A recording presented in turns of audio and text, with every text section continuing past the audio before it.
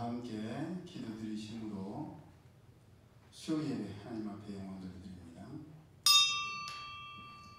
자비하시고 인내로우시며 노하기를 더디하시는 사랑의 하나님, 하나님의 은혜를 참으로 감사를 드립니다. 연약한 저희들입니다. 죄를 위하여 모진 고통과 괴로움과 슬픔을 당하신 예수님께서 고난의 주간을 보내신 이 고난 주간, 저희 주님 앞에 나왔습니다. 예수님 한 분만으로 충분하다라고 머리로는 말하고 입으로는 말하면서 저희 삶 가운데는 유명해지기를 원하고 내가 바라고 원하는 대로 이루어지기를 원하는 그런 마음들이 있습니다. 그럴 때마다 나의 원대로 마옵시고 아버지의 원대로 되기를 원하나이다 기도드렸고, 시험에 들지 않도록 깨어 기도드렸던 예수님의 발자취를 따라갈 수 있는 저희들 되게 하여 주옵소서. 죄는 힘들고 연약하고 나약한 자들이지만 그런 저희들을 그냥 내버려 두지 아니하시고 하나님 앞에 나와 예수님의 이름으로 간구하고 부르짖을 때에 또다시 연약한 저희들의 손을 붙들어 주셔서 회복해 하시고 새로운 하나님의 지경으로 인도하여 주시니 참 감사합니다. 변함없는 모습으로 하나님과 주님과 동행할 수 있는 저희들 되게 하시고 성령의 인도하심을 받는 저희들 될 수 있도록 영적으로 민감한 저희들 되게 하여 주옵소서. 저희가 합심하여 하나님을 찬양하기를 원합니다. 신령과 진정으로 하나님 앞에 예배드리기 위하여 또 찬양과 찬송과 반주를 위하여 모인 모든 지체들을 주님께서 축복하여 주셔서 하나님께서 찾으시는 그 신령과 진정의 예배자 저희들 되게 하여 주옵소서. 모든 영광 주님께 돌려드리오며 거룩하신 예수님의 이름으로 축복하며 기도드리옵나이다. 아멘. 먼저 드릴 찬양은 충만이라는 찬양입니다. 무명이어도 공허하지 않은 것은 예수 안에 난 만족함이라. 가난하여도 부족하지 않은 것은 예수 안에 오직 나는 부요함이라. 고난 중에도 견뎌낼 수 있는 것, 실패해도 일어설 수 있는 것, 예수로 충만하네. 하나님 앞에 가사만 고백드리는 것이 아니라 우리의 마음을 고백드리는, 또 그렇게 살아가기를 원하는 우리 모두가 되기를 소망하면서 찬양으로 영광 돌려드립니다.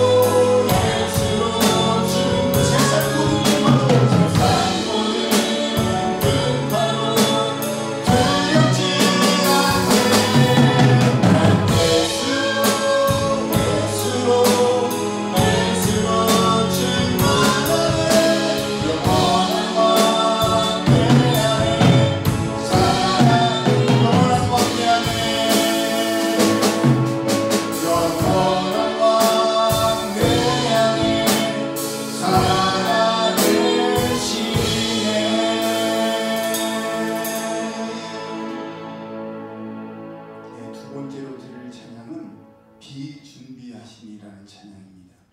우리 신기자님을 통해서 우리가 알게 된 너무나 귀하고 은혜되는 찬양인데, 우리는 참 염려가 많지요. 걱정이 많고 불안도 참 많습니다. 왜냐하면 내일을 알지 못하기 때문이지요. 하지만 하나님께서는 우리를 위하여 이른 비와 늦은 비를 때에 맞추어서 다 예비하고 계신 줄로 믿습니다. 그 하나님을 의지하며 믿음으로 나아가는 우리가 되게 달라고 소망하면서 비 준비하시니 찬양드립니다.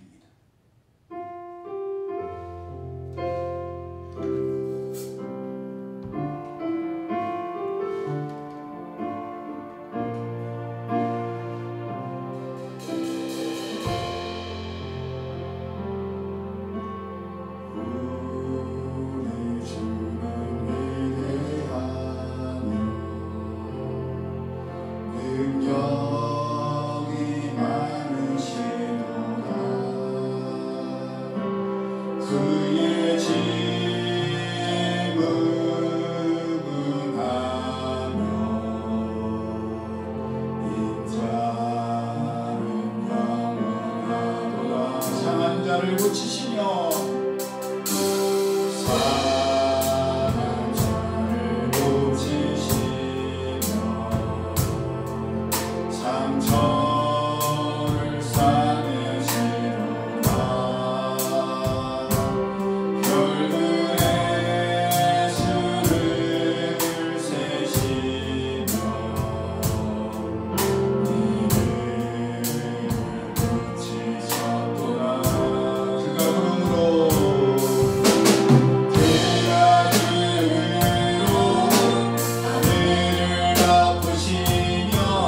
땅을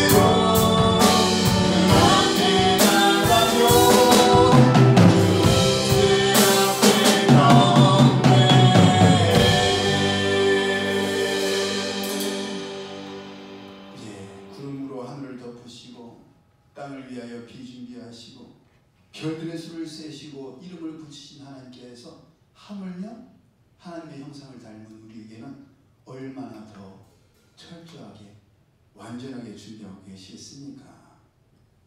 이어서 드릴 찬송은 두 곡이죠. 하나님 한 번도 나를 실망시킨 적 없으시고, 그리고 힘들고 지쳐 낭망하고 넘어져 일어날 힘 전혀 없을 때, 그럴 때에도 하나님께서는 내가 너를 사랑한다, 사랑하는 아들아, 사랑하는 딸아, 그렇게 말씀하시고 우리를 일으키신 줄로 믿습니다. 그 하나님을 찬양합니다.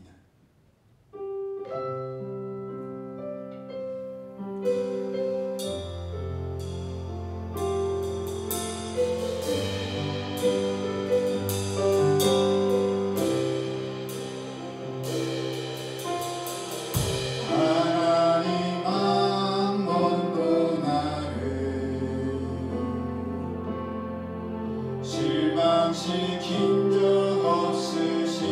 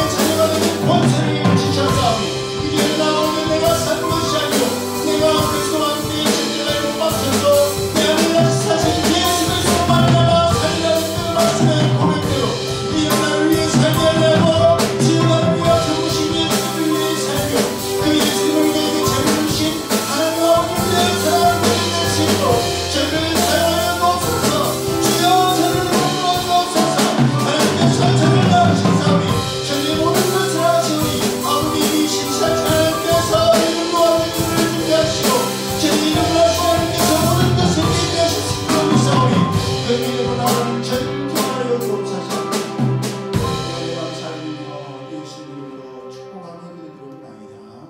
아멘.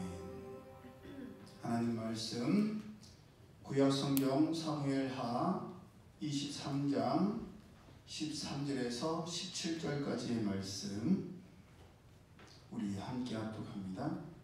구약성경 사무엘하 23장 13절에서 17절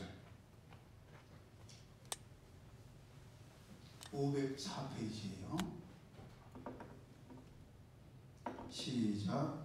또 30두목 중 세 사람이 곡식 뺄 때에 아둘람 굴에 내려가 다윗에게 나아가는데 때에 블레셋 사람의 한 무리가 르바임 골짜기에 진쳤더라.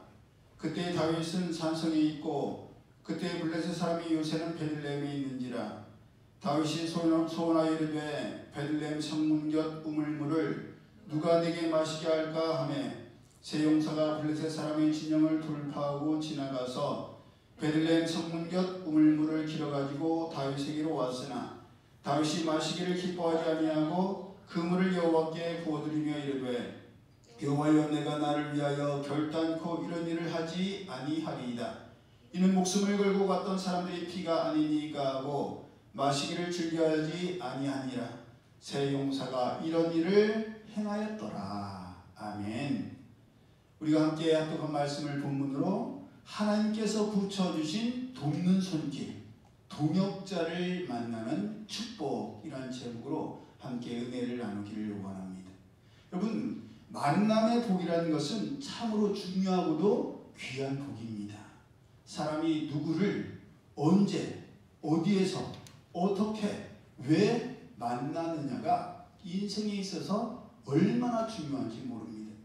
누구를 만나느냐에 따라서 그 사람의 인생이 달라지고 언제 만나느냐에 따라서 상대가 달라질 수 있으며 어디에서 만나느냐에 따라서 그 의미와 해석이 달라질 수가 있고 어떻게 만나느냐에 따라서 그 명분이 달라질 수 있으며 왜 만나느냐에 따라서 이유와 목적, 결과가 달라질 수 있기 때문입니다. 그러니 그 어느 것도 가벼운 것이 없고 소홀히 할 수 있는 것이 없습니다. 본문에 기록된 다윗의 인생을 보더라도 그렇습니다. 다윗이 밧세바를 만나지 않았더라면 그의 인생, 그의 가족사, 이스라엘의 역사가 어떻게 달라졌을지 모릅니다. 그날 저녁 해질녘에 지붕 위에서 목욕을 하는 밧세바를 보지 않았더라도 다윗의 생애는 이렇지는 않았을 것입니다. 그런 것은 욥기서에도 잘 나와 있습니다. 욥기서가 성경 가운데 가장 먼저 기록된 오래된 말씀이라고 했죠. 욥이 뭐라고 얘기를 하느냐. 나의 날이 멸망하였더라며 나말을 베었다 하던 그 밤도 그러하였었더라며 그날이 캄캄하였었더라며 하나님께서 위에서 돌아보지 마셨더라며 어찌하여 내가 태에서 죽어 나오지 아니하였었던가. 어찌하여 내 어미가 낳을 때에 내가 숨지지 아니하였던가. 살아가는 것이 얼마나 힘들면 차라리 그러했더라면, 만일 그러했더라면 어땠을까. 그런 고백을 하는 것이죠. 그랬더라면 참 좋았겠지만 뒤늦게 아무리 후회를 해봤자 소용이 없습니다. 반면에 본문에 나오는 충성스러운 신하들, 이 부하들을 만났다는 것은 다윗의 생애에 있어서 큰 축복이요 선물이었습니다. 다른 신하들, 다른 부하들에 대해서는 이름만 열거되어 있고 소개를 해도 간략하게 되어 있는데 본문에 나오는 세 사람에 대해서는 이름은 나오지 않지만 그 이야기가 그들이 어떠한지를 아주 자세히 보여주고 있습니다. 이 세 명의 신하들이 다윗을 위하여서 우물물을 떠왔을 때는 다윗이 아둘람 굴에 내려가 있었을 때였습니다. 그때 다윗은 산성에 있었고 블레셋 사람들은 베들레헴에 진을 치고 있었습니다. 그런데 그때 다윗이 누가 가서 베들레헴 성문 곁 우물물을 가져다가 자기로 마시게 할까라는 말을 했고 이에 세 용사가 블레셋 사람들의 진영을 돌파하고 와서 다윗이 말한 베들레헴 성문 곁 우물물을 길어가지고 다윗에게로 왔습니다. 그것을 본 다윗은 그들이 떠온 우물물은 그들이 목숨을 걸고 떠온 물이기에 그들이 피나 다름없다고 하면서 그 물을 마시지 아니하고 하나님께 부어드렸습니다. 여러분, 이야기 얼마나 감동적이에요. 정말 미담이지 않습니까? 이 정도 이야기면 뭐가 기록이 돼야 돼? 이름이 기록돼야 될 거 아니에요. 다른 사람들에 대해서는 간략하게 기록이 되어 있는데 성경 바로 앞에 본문 앞에만 보더라도 다그몬 사람 요셉 바세바시라고도 하고 에센 사람 아비노라고도 하는 군 지휘관 두목이 있었는데 그는 단번에 800명을 쳐 죽였다. 이름이 나오죠? 그 다음은 아우아 사람 도데의 아들 엘르아살로 블레셋 사람들과 대적하여 싸우다가 손이 칼에 붓기까지 쳐서 이기고 그들의 물건들을 노력해왔다라고 기록이 되어 있어요. 그 다음은 하랄 사람 아게의 아들 산마로 하나님께서 그로 큰 구원을 이루셨는데 그 뒤에 이어진 본문에 베들레헴 성문 곁에서 목숨을 걸고 우물물을 떠온 이 충성스러운 3명의 용사들에 대해서는 이름을 기록하지 않고 있다는 거예요. 인간적으로 보면 억울하겠어요? 안 억울하겠어요? 억울하죠. 예, 제 아무리 일어난 훈훈한 미담을 남겼으면 뭐합니까? 기록에 남질 않았으니 아무 소용이 없어요. 비석에 이름이라도 남겨 있어야 후손이 우리 주상이라고 자랑스러워 할 테고 또 우리나라 같으면 유공자 대우를 받을 수가 있을 텐데 이름도 남지 않았으니 그분이 우리 조상이라고 증명할 방법이 없습니다. 그런데도 다윗의 37명의 충신들 중에서 이 3명의 신하들의 에피소드는 단연 돋보이고 있다는 사실입니다. 기껏 물 한 바가지, 그것도 기껏 목숨을 걸고 떠왔는데 정작 왕 다윗은 마시지도 않고 하나님께 드린다며 부어버려서 다시 담을 수도 없는 물 한 바가지지만 그 물에 담긴 세 용사의 마음 씀씀이는 두고두고 미담으로 남을 수밖에 없을 것입니다. 조금 아까 우리가 드렸던 찬양 가운데 충만이라는 찬양이 있죠? 예, 무명이어도 공허하지 않은 것은 예수 안에 난 만족합니다. 가난하여도 부족하지 않은 것은 예수 안에 오직 나는 부요합니다. 고난 중에도 견뎌낼 수 있는 것은 주의 계획 믿기 때문이다. 실패하여도 일어설 수 있는 것은 예수 안에 오직 나는 승리함이라. 내 몸이 약해도 낙심하지 않은 것은 예수 안에 난 완전함이라. 화려한 세상 부럽지 않은 것은 난 예수로 충만함이라. 예. 우리 예수님을 자꾸 예수라고 불러서 마음에 안 들지만 그래도 다른 가사들은 참으로 은혜가 됩니다. 고린도후서 6장 9절에도 무명한 자 같으나 유명한 자요, 죽은 자 같으나 보라 우리가 살고 징계를 받은 자 같으나 죽임을 당하지 아니하고 근심하는 자 같으나 항상 기뻐하고 가난한 자 같으나 많은 사람을 부욕케 하고 아무것도 없는 자 같으나 모든 것을 가진 자다라고 말씀하고 있습니다. 그렇죠. 우리가 이 세상에서 다른 사람들은 하고 싶은 대로 마음껏 자기 시간 쓰고 자기 물질 쓰고 감정이 가는 대로 눈이 쫓아가는 대로 행하는데 우리는 무슨 벌 받는 사람들 같잖아. 이 고난 주간만 하더라도 더 자도 시원찮을 판국에 새벽에 일어나서 그 캄캄한 데 나와서 예배를 드리고 집에서라도 일어나서 단장하고 예배를 드리고 다른 사람들 보면 뭐 하는 거야? 응? 그러니까 피곤해하지. 그러니까 힘들지. 더 자야지 뭐 하는 거야? 예, 벌 받는 사람들 같아요. 예. 하지만 아무것도 가진 것이 없는 것 같지만 우리는 예수님 한 분만으로 충만한 삶을, 행복한 삶을 살아가는 줄로 믿습니다. 예. 고린도전서 3장 7절에도 그런즉 심는 이나 물 주는 이는 아무것도 아니로되 오직 자라나게 하시는 하나님뿐이니라. 심는 이와 물 주는 이가 일반이나 각각 자기의 일하는 대로 자기의 상을 받으리라.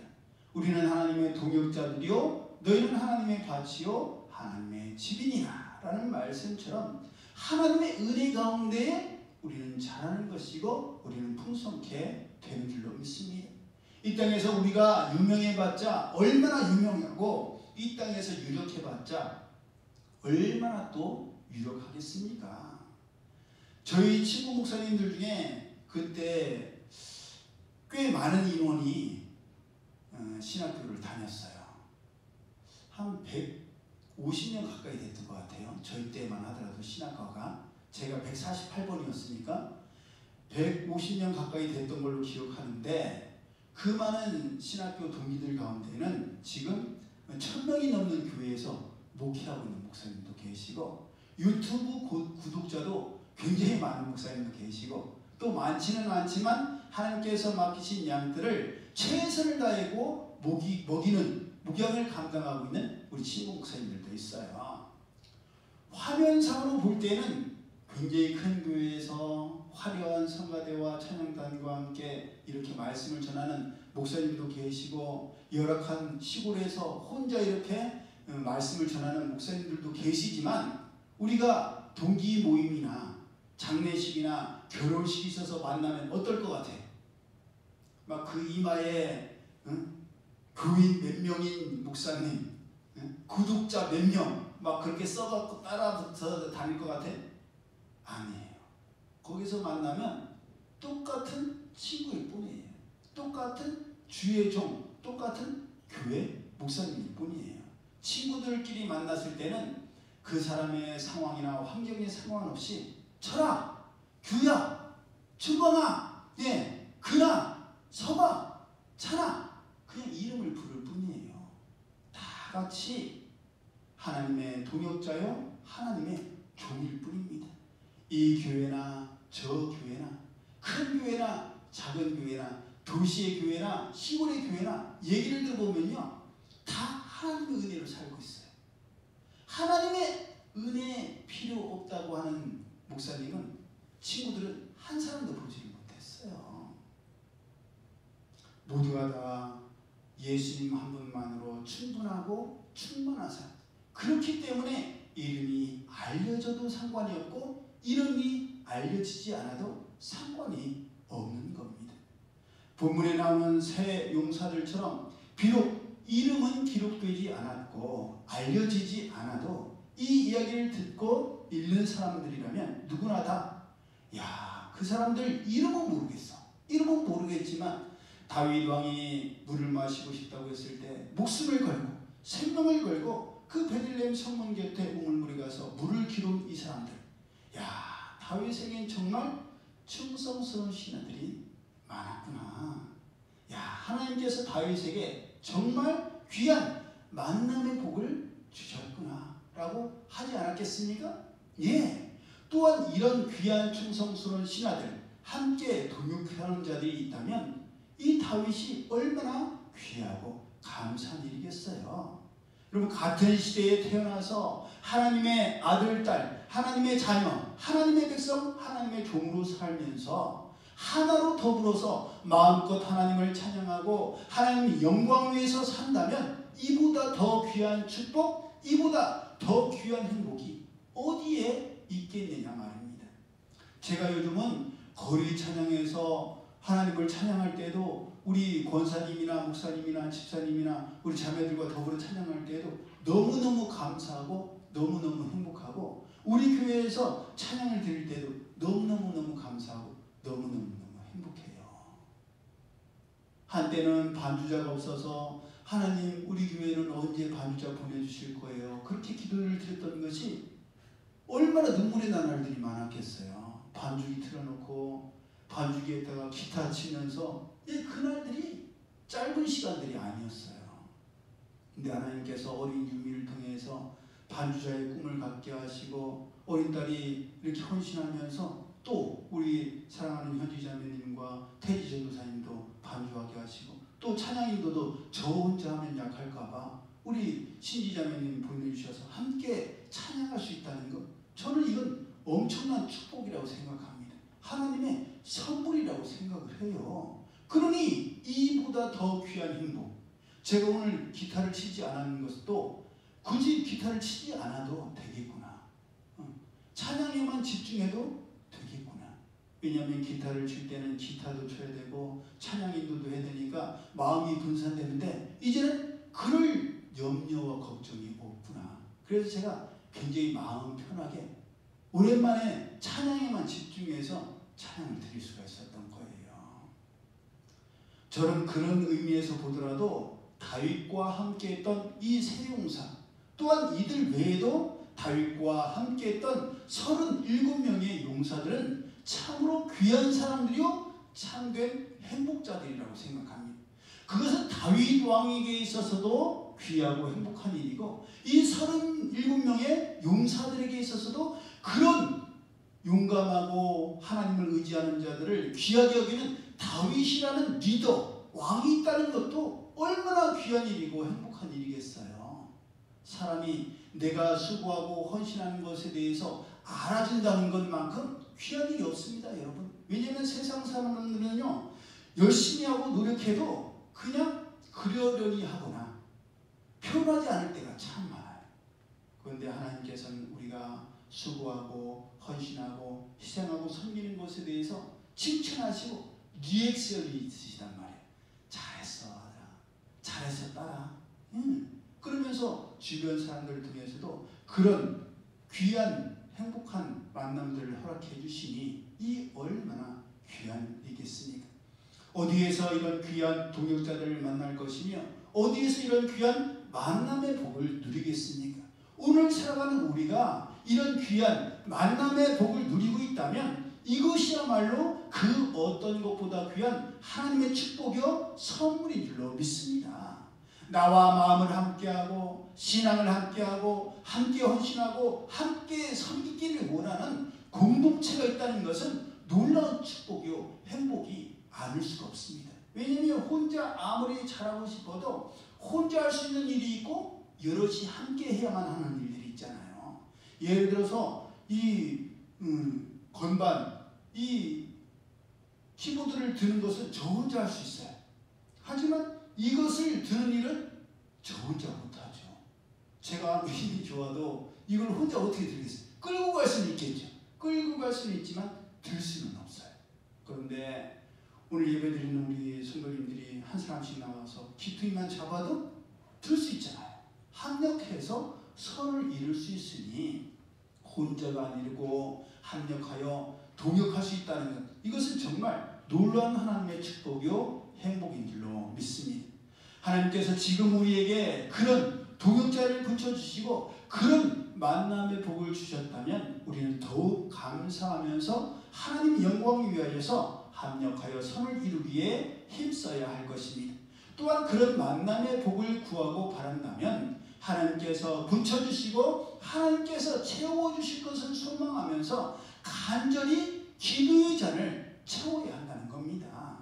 아무리 하나님께서 말씀으로 응답하셔도 기도의 잔이 채워지지 아니하고 하나님의 때가 채워지지 아니하면 이루어지지를 않는 거예요.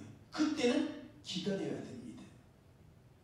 우리의 생각할 때 이쯤이면 됐지 않겠어? 싶어도 하나님께서 아직 아니야. 그러면 아무 소용이 없습니다. 하나님께서 됐다고 하시고 하나님께서 열어주셔야만 하나님의 때가 된 것이죠. 본문의 배경이 되는 것은 아둘람이라는 곳이었습니다.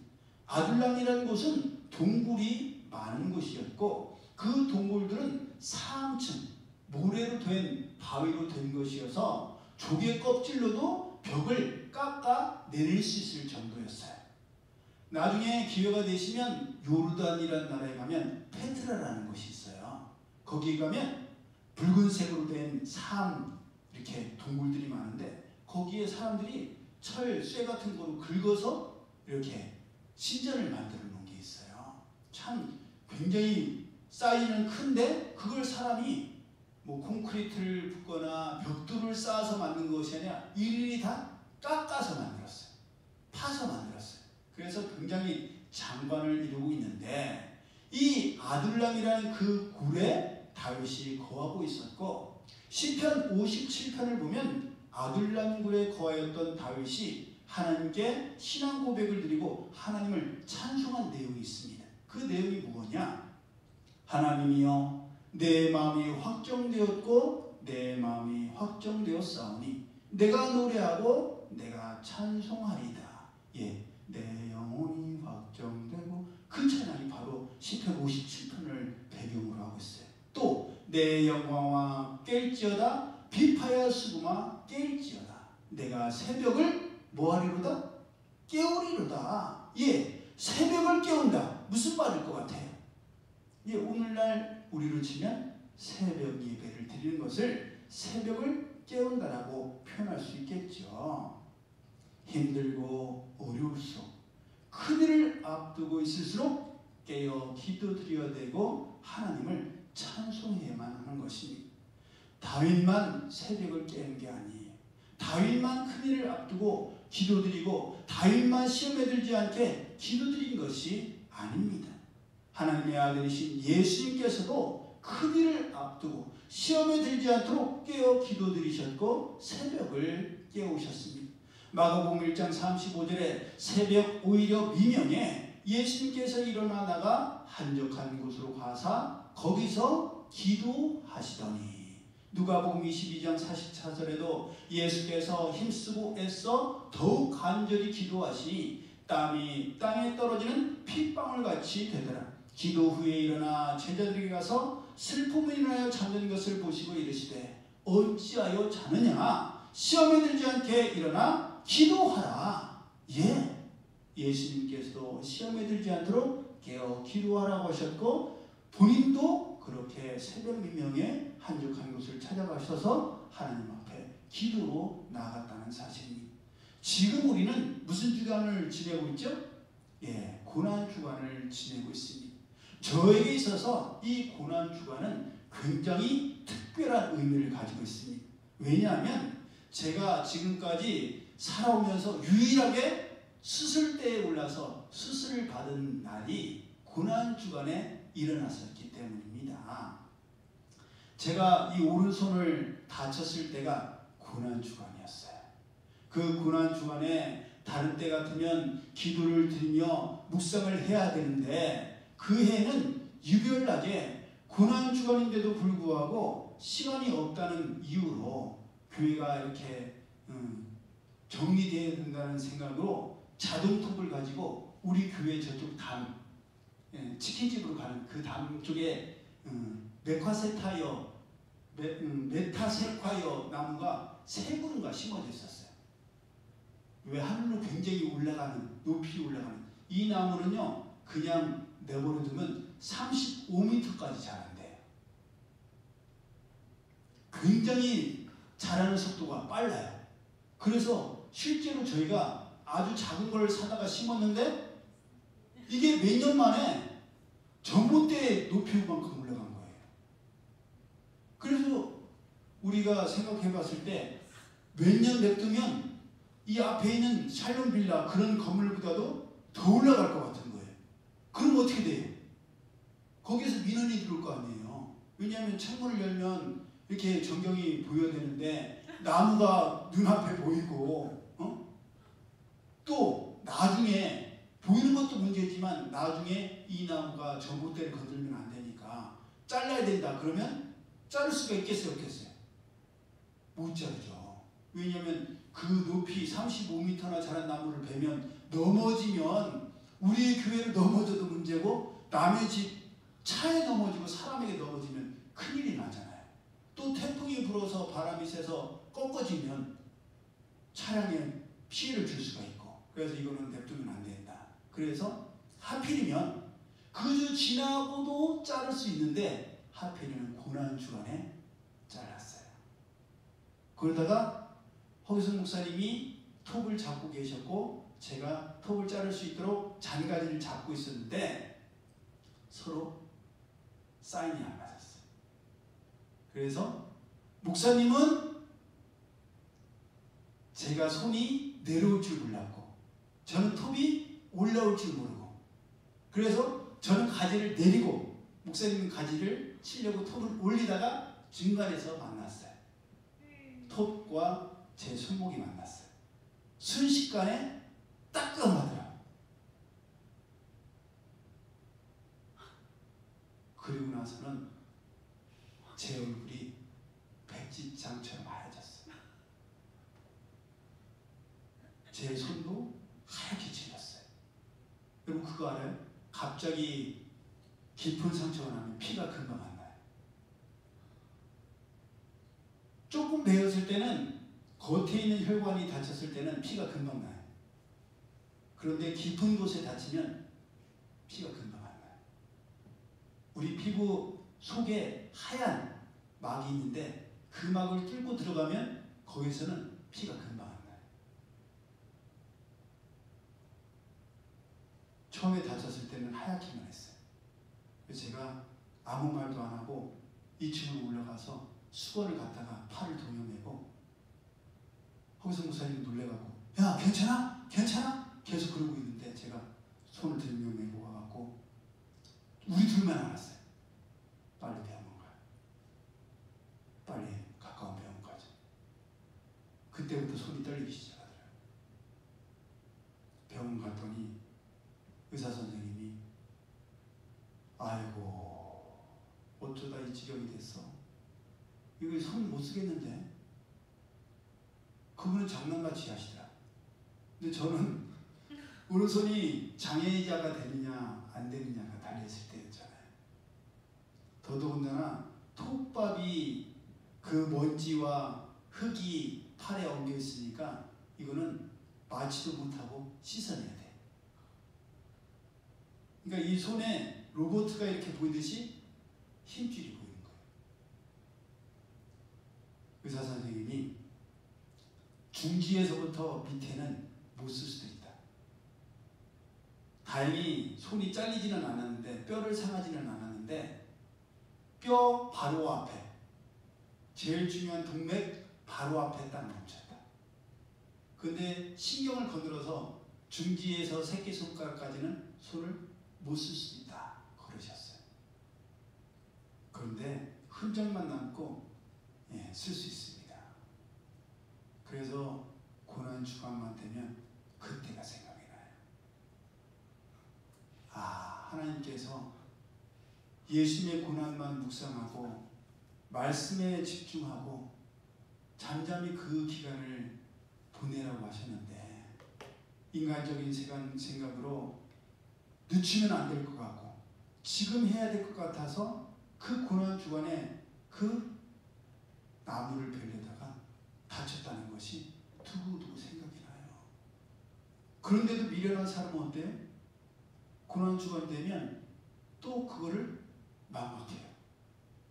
망각하고 아유 뭐 딴 것도 아니고 뭐 공사하는 것도 아니고 운동을 위해서, 몸을 위해서 운동하는 건데 뭐 어때? 그러면서 축구를 하러 갔던 적도 있고, 다른 운동을 헬스를 하러 갔던 적도 있어요. 그런데 그때마다 제 마음은 불편했어요. 제가 고난 주간에 예수님의 고난을 생각하지 아니하고 내 몸을 하나님 앞에 온전히 드리지 못하고 내가 즐거워하고 내가 좋아하는, 말은 건강을 위해서 운동한다고 했지만 솔직히 건강을 위해서가 아니었어요. 저의 즐거움, 저의 쾌락을 위한 것이었어요. 그것을 제가 알죠. 알면서도 괜히 화를 내고 괜히 강하게 얘기하고 그러면서 저가 하는 것을 합리화했었어요. 지금도 그런 어리석음이 있습니다. 여러분, 새 용사가 다윗 왕에게, 다윗 왕이 물을 마시고 싶다는 그 말을 듣고 새 용사가 목숨을 걸고 물을 떠왔는데, 다윗 왕이 떠온 물에 대해서 어디 갔다 왔어? 물 떠왔습니다. 막 피를 닦으면서 물 떠왔어요. 그런데 아이고 목말랐는데 고맙네. 수고했어? 이랬다면 어땠을까요? 이랬다면 서운하지 않았겠어요? 그 목숨을 걸고 갔다 온 일이 너무 하찮게 여겨지는 거야. 다윗은 어떻게 했어요? 그 물을 마시지 않았어요. 너희가 목숨을 걸고 떠온 물인데 이 물을 내가 어찌 마실 수가 있느냐. 이 물은 나와 무관한 물이 아니다. 내가 아끼는 신하들이 내가 목마르다는 말 때문에 죽을 뻔했으니 내가 이것을 하나님께 부어드리겠다. 예, 다윗도 그 물 한 바가지를 하나님께 부어드리고 먹지를 못하고 그들의 수고와 헌신을 인정했는데, 하물며 예수님은요 우리를 위해서 물 한 바가지가 아니에요. 마지막 땀방울까지도 피방울까지도 우리를 위해서 다 흘리셨어요. 십자가형이 그래서 무서운 거예요. 십자가형은요, 전에 제가 설교드렸지만 이 손목에, 손바닥에 박는 게 아니에요. 어디에 박아요? 여기. 그렇죠. 손목에 박아요. 왜? 손바닥에 박으면 찢어져 갖고 떨어져 버려. 그러니까 뼈 있는 데 박아갖고 떨어지지 않게. 그리고 그 몸에 있는 피가 다 빠질 때까지 고통의 시간을 보내야 돼요. 그 고통의 시간을 예수님은 우리를 위해서 고난주간을 보내셨고 십자가에서 그 모진 고통을 당하셨는데, 우리는 고난주간, 말로는 예수님의 고난에 동참하고 예수님께 감사한다고 하면서 고난주간이나 평상시나 다를 바가 없어. 내가 하고 싶었던 것 하고 내가 보고 싶었던 거 보고 그러면서 예수님께 감사한다고 말할 수 있어요? 그럴 수 없어요. 그럴 수 없어요. 육신의 부모님이 돌아가신 그 추루일이 가까웠을 때도, 다른 때는 내 즐거운 거 했을지라도 그래, 이때 나를 사랑하고 나를 아끼는 우리 엄마, 우리 아빠가 돌아가신 날인데, 믿는 사람들은 제사를 드리지는 않지만 내가 나를 위해 희생하시고 헌신하신 우리 엄마 아빠를 생각하고 그 고마움을 표현하는 게 마땅하지. 아빠, 우리 놀러 가요. 아니야, 이때는 놀러 갈 수 없어. 왜요? 시간도 많고 지금이 꽃피고 딱 좋을 때인데. 아니야, 이때는 할머니가 돌아가셨을 때야. 이때는 할아버지가 돌아가셨을 때야. 아빠가 엄마가 보고 싶고 아빠가 보고 싶어갖고 그럴 수가 없다. 얘들아, 이해해다. 그러지 않겠어요? 근데 예수님에 대해서는 뭐요, 목사님 예수님 살아나셨는데 뭘 슬퍼할 일이 있어요? 그러면 뭐가 되겠어요? 기념하고 할 게 뭐가 있어요? 성찬식 왜? 주님의 만찬 왜? 예수님 부활하셨는데 그걸 왜 기념해? 그렇게 무관한 삶을 살아서는 안 되는 거예요. 무엇이 중요한지를 우리가 깨달아야 됩니다. 그래서 다른 때도 우리가 나를 위해서 십자가의 제물이 되신 예수님께 감사하고 그 감사함을 마음으로 또 삶으로 표현하고 예수님을 닮아가는 삶을 살아야 되겠지만, 이 고난주간은 더 중요한 기간이지 않습니까?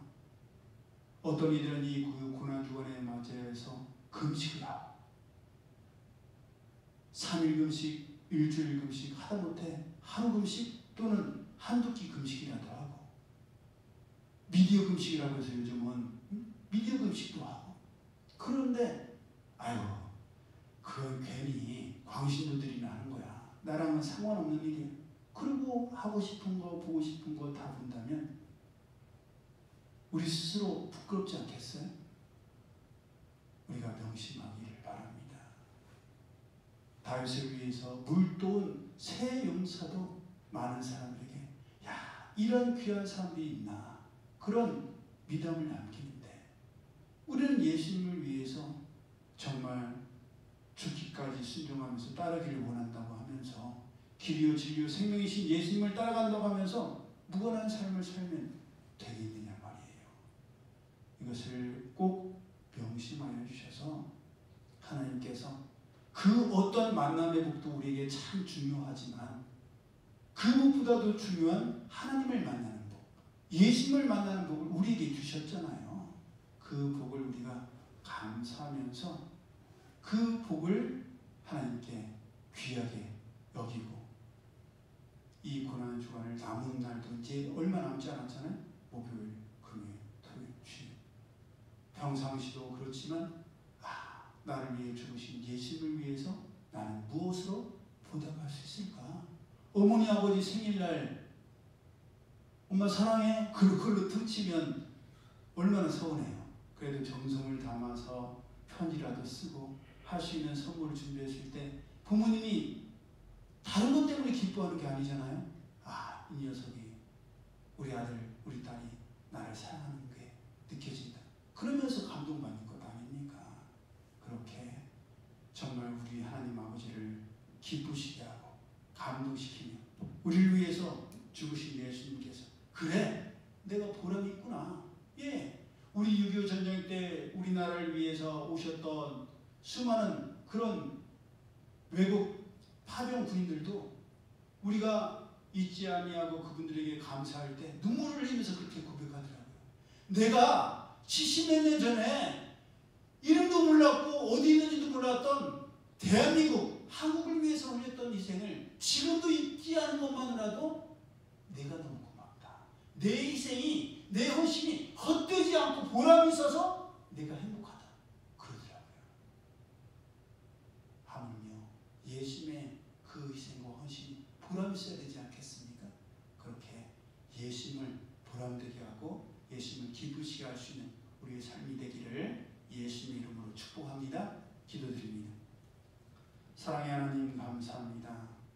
다윗에게 정말 귀한 만남의 복을 허락하여 주셔서 목이 마르다라는 그 말 한마디에도 목숨을 걸고 싸우러 나갔던 세 용사가 있었던 것처럼 그들은 목숨을 걸고 물을 떠왔는데도 저희들이 감동을 받고 영향을 받는데 하물며 하나님의 아들이신 예수님께서 저희를 위해서 피와 물과 땀방울까지 다 남김없이 흘리셨는데 어찌 무관한 삶을 살아갈 수가 있겠습니까? 언제 어디에서 누구를 어떻게 왜 만나는지를 저희들이 진지하고 또 깊이 생각하여서 무엇을 하든지 마시든지 먹든지 하나님의 영광을 먼저 구할 수 있는 저희를 되게 하여 주옵소서. 많은 사람들이 고난 주간이지만 예수님과는 무관한 삶을 살아갑니다. 심지어 목사님들도 사모님들도 장로님들도 권사님들도 집사님들도 성도님들도 신학교조차도 고난 주간에 엠트를 가는 시대입니다. 이 시대에 다른 사람들을 비난하고 판단하는 저희가 아니라 나는 어떤가 내 스스로를 돌아보고 나는 정말 예수님의 고난과 무관한 삶을 살아가지는 않는가 깨닫고 경계로 삼고 교훈으로 삼고 거울로 삼을 수 있는 저희들 되게 하여 주옵소서. 그 고난이 힘들고 지루하고 어렵지만 그 고난 뒤에 부활의 영광이 이르렀음을 저희들이 명심하여서 고통이 없으면 영광도 없음을 저희들이 명심하게 하여 주옵소서. 이제는 우리 주 예수 그리스도의 은혜와 하나님 아버지의 그 크신 사랑하심과 성령님의 교통하심이 하나님의 말씀대로 주님의 은혜를 감사하며 살아가기를 원하는 이들 모두에게 이제로부터 영원히 함께 하실지어다. 아멘.